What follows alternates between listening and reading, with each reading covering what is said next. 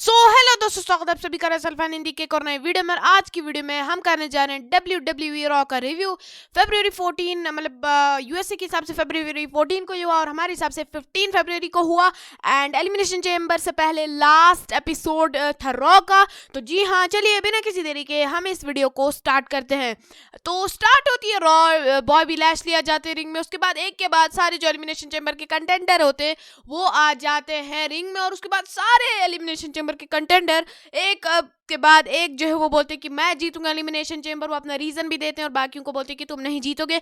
उसके बाद Bobby Lashley हर एक का कहते हैं कि मतलब हर एक को एक एक बार कहते हैं कि तुम नहीं जीतोगे, तुम नहीं जीतोगे, तुम नहीं जीतोगे। मतलब सेथ रॉलिंस को कहते हैं तुम नहीं जीत सकते, ऑस्टिन थ्योरी को कहते हैं तुम नहीं जीत सकते। ऐसे वो सबको ऐसा ही कहते हैं। एंड लास्ट पे वो कहते हैं ब्रॉक लेसनर के बारे में। और वो कहते हैं कि ब्रॉक लेसनर, ये तुम्हारा लास्ट चांस होगा कि तुम इतने क्लोज आ रहे हो WWE चैंपियनशिप के लिए। तो ऐसे उसी वक्त the beast incarnate Brock Lesnar का जो है म्यूजिक बजते और वो आ जाते और काउबॉय काउबॉय क्लोज में वो आ जाते। क्या हैट लगाई थी उन्होंने। और ये ब्रॉक का कैरेक्टर जो है ना, ये सबसे बेस्ट कैरेक्टर है जो आज तक हमने ब्रॉक लेसनर का देखा है। क्या ही काउबॉय हैट में आते वो रिंग में अपनी हैट जो है वो उतारते और वो दे देते ऑस्टिन थ्योरी को। अपनी जैकेट भी उतारते वो भी दे देते ऑस्टिन थ्योरी को। और वो जाते हैं उस वक्त बॉबी लैशली के सामने, बट MVP उनको अलग करते हैं। एंड उसके बाद ऑस्टिन थ्योरी एक बहुत बड़ी गलती कर देते हैं, वो पीछे से आते हैं ब्रॉक लेसनर पे हमला करने। और उसके बाद ब्रॉक लेसनर उनको जर्मन सुप्लेक्स मारते हैं। सब जितने भी बाकी सुपरस्टार थे वो सब चले जाते हैं रिंग से बाहर। उसके बाद ब्रॉक लेसनर जो है वो ऑस्टिन थ्योरी को F5 मार देते हैं। उसके बाद उनके साथ सेल्फी लेते हैं ऑस्टिन थ्योरी के साथ, उनको टीज करते हुए। और वो WWE के ट्विटर पे उन्होंने पोस्ट भी किया था। एंड इसी से एंड होता है। बहुत अच्छी ओपनिंग थी मेरे हिसाब से रॉ की। इसके बाद होता है tag team match, the Street Profits versus the Dirty Dogs, Dolph Ziggler and Robert rude.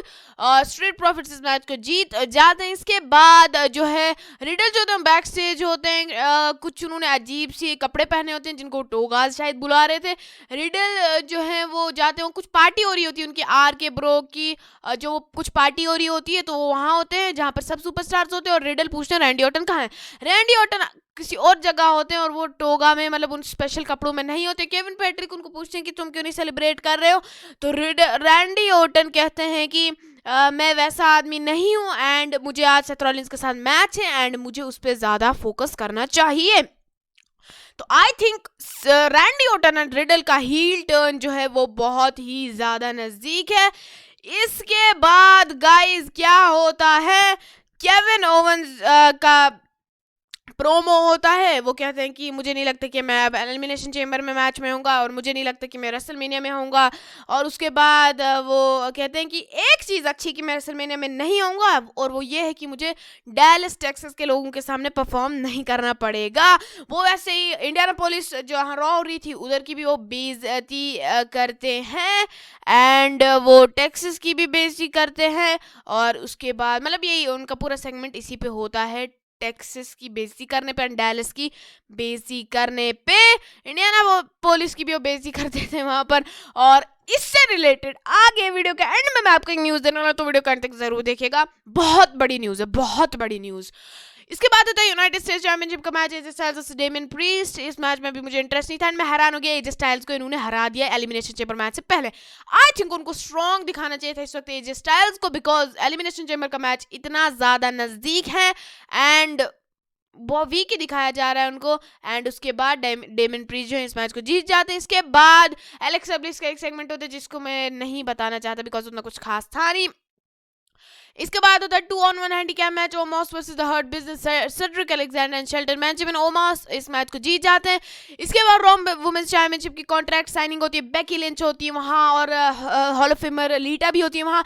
Becky Lynch कहती है तुम जो हो मेरी रोल मॉडल हो एंड मैं तुम्हारे साथ लड़ना ही नहीं चाहती। और अगर लीटा नहीं होती तो बेकी लिंच भी नहीं होती। तो अगर तुम इस वक्त यहाँ से चली जाती हो तो मैं तुम्हें माफ कर दूंगी। फिर लीटा जो है उधर क्राउड को पूछती है कि क्या मुझे यहाँ से चला जाना चाहिए या इस कॉन्ट्रैक्ट को साइन करना चाहिए। उसके बाद लीटा कहती है कि मैं यहाँ वापस से आने के लिए नहीं आई हूँ, या मैं इसलिए नहीं आई हूँ यहाँ कि मैं प्रूव कर सकूँ कि मैं एक और मैच लड़ सकती हूँ। लीटा कहती है कि मेरे अंदर अभी एक और चैंपियनशिप रन है। एंड लिंच को मतलब फिर बेकी लिंच कहती है कि मुझे पता है तुम्हें कैसे हराना है। लीटा फिर कॉन्ट्रैक्ट साइन करती हैं। फिर बेकी लिंच कहती है तुम मुझे उस पॉइंट पे पुश कर रही हो जिस पॉइंट पे मैं नहीं जाना चाहती हूँ, जहाँ से मैं वापस नहीं आ सकती। और उन्होंने कहा कि मैंने लीटा के कैरियर बहुत अच्छे से स्टडी किया है एंड मुझे कोई भी नहीं रोक पाएगा बाद में कि मैं जब लीटा की नेक के पीछे जाऊंगी, मतलब उनकी गर्दन के पीछे जाऊंगी। उसके बाद वो कहते हैं कि लोग जो इस वक्त स्माइल्स के साथ लीटा को याद कर रहे हैं, लेकिन सैटरडे के बाद लोग जो हैं वो उनको मतलब स्माइल से याद नहीं करेंगे, मतलब आंसू से याद करेंगे। और उन्होंने कहा कि वो इसी चीज़ को कोट करती है जब बेकी लिंच ने कहा था तुमने मुझे बनाया। तो लीटा कहती है कि अगर मेरा हाथ है तुम्हें बनाने में तो मेरा ये हाथ होगा तुम्हें ख़त्म करने में भी। एंड उन्होंने कहा कि सैटरडे नाइट को एक ही चीज़ एंड होगी और वो होगी बेकी लिंच की 500 डे टाइटल रेन, जब वो न्यू रॉ वुमेन्स चैंपियन बनेंगी। और उसके बाद लिंच जो है कॉन्ट्रैक्ट को लीटा पे फेंक देती है और चली जाती है। अच्छा प्रोमो था, but I think Becky Lynch का हील कैरेक्टर बिल्कुल भी नहीं चला। आई थिंक वो फेस में ही अच्छे और उनको फेस में ही रखना चाहिए, बट इसमें मैं थोड़ा इंटरेस्टेड हूँ लीटा एंड बेकी लिंच की फ्यूड में। इसके बाद होता है gauntlet match, Rhea Ripley versus Nikki Ash से स्टार्ट होता है, निकी एएसएच से स्टार्ट होता है। निकी मतलब रिया रिप्ली उनको एलिमिनेट कर देती है। फिर रिया रिप्ली वर्सेस लिव मॉर्गन को भी एलिमिनेट हो जाती है। रिया रिप्ली वर्सेस डाउ ड्रॉप भी एलिमिनेट हो जाती हैं। इसके बाद रिया रिप्ली वर्सेस बियांका बेलेयर जो है वो होता है और इस मैच को जीत जाती है Bianca Belair. But Riya replay इस मैच में 44 मिनट्स एंड 4 सेकंड्स के लिए रही थी, जो कि बहुत बड़ी बात होती है। एंड बेकी लिंच जो है एलिमिनेशन चेंबर मैच में लास्ट पे उतरेंगी। एंड ये बताया जा रहा है कि एक सरप्राइज एंट्रेंट होगा एलिमिनेशन चेंबर मैच में इस संडे को, मतलब इस सैटरडे को। एंड वो मतलब जो उस एलिमिनेशन चेंबर को मैच को जीतेगा वो रॉ वुमेन्स चैंपियन को रेसलमेनिया में फेस करेगा। वो बेकी लिंच भी हो सकती है और लीटा भी हो सकती है। इसके बाद क्या होता है, इसके बाद हम जाते हैं थोड़े कुछ अल्फा एकेडमी के प्रोमो भी होते हैं।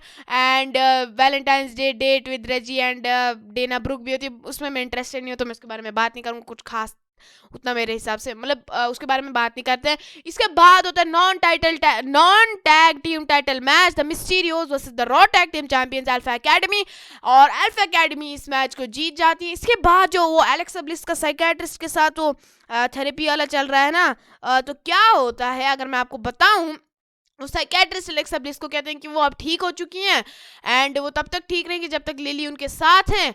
और फिर ब्लिस कहती हैं कि उसके बाद वही होता है और फिर ब्लिस चली जाती है, वो डॉक्टर को थैंक करती है। इसके बाद बताया जाता है कि Alexa Bliss will be the mystery entrant in the elimination chamber match on Sunday.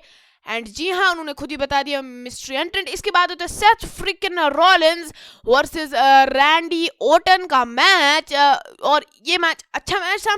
And last पे चैट गेबल एंड ओटिस की इंटरफेरेंस की वजह से सेथ फ्रिकन रॉलिंस जो है वो इस मैच को जीत गए। तो अगर रॉ की बात करें तो जी हाँ, अच्छी रॉ थी, मज़ा है।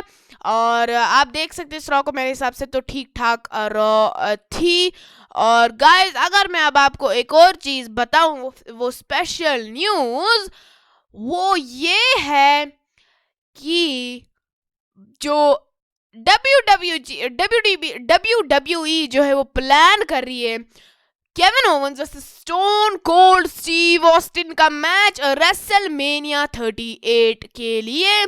जी हाँ, WWE ये मैच प्लान कर रही है एंड अगर ये होता है तो मज़ा ही आ जाएगा, बहुत मज़ा आएगा। अगर ये मैच हुआ मेरे हिसाब से तो मज़ा ही आ जाएगा। अगर ये मैच हुआ एक अच्छी फ्यूड हमें मिलेगी। एंड आई थिंक इसीलिए केविन ओवेंस जो वो डैलस टेक्सास के क्राउड की बेइज्जती कर रहे थे बहुत ज़्यादा इस वक्त। एंड होता तो है वो तो अच्छा है, बट अभी प्लान कर रही है, कंफर्म नहीं है, ये वाला मैच अभी कंफर्म नहीं है। तो जी हाँ, यही था इस वीडियो के लिए। अगर आपको वीडियो पसंद आए तो वीडियो को लाइक कर दीजिएगा, यूट्यूब चैनल को सब्सक्राइब कीजिएगा, फेसबुक पेज को भी फॉलो कीजिएगा, ट्विटर को भी फॉलो कीजिएगा। मैं मिलूंगा आपसे अगले वीडियो में। Till then good bye.